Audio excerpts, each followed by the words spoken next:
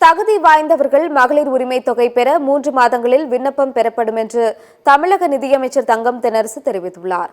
விருதுநகர் மாவட்டத்தில் நடைபெற்ற அரசு நிகழ்ச்சியில் கலந்து கொண்டு பேசிய அவர், மகளிர் உரிமை தொகை பெறுவதற்காக பலர் மனு கொடுத்துள்ளதாக தெரிவித்தார்.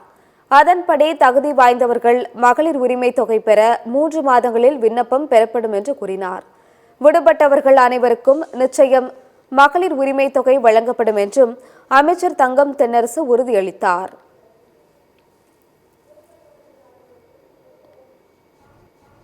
மகளிர் உரிமை தொகை இன்னைக்கு நிறைய பேர் இடத்தை கூட மனுக்கள் கொடுத்திருக்கிறார்கள். அவர்களை தகுதி வாய்ந்திருக்கக்கூடியவர்களுக்கு விண்ணப்பங்கள் இன்னும் ஒரு 3 மாத கால அளவிற்குள்ளாக மீண்டும் பெறப்பட்டு யார் யாருக்கெல்லாம் தகுதி இருக்கிறதோ அவர்களுக்கு தகுதியினுடைய அடிப்படையில் நிச்சயமாக அந்த மகளிர் உரிமை தொகைகள் விடுவிக்கப்படும் என்பதை நம்முடைய துணை முதலமைச்சர் மதிப்பிற்குரிய உதயநிதி ஸ்டாலின் அவர்கள் அறிவித்திருக்கிறார்கள்.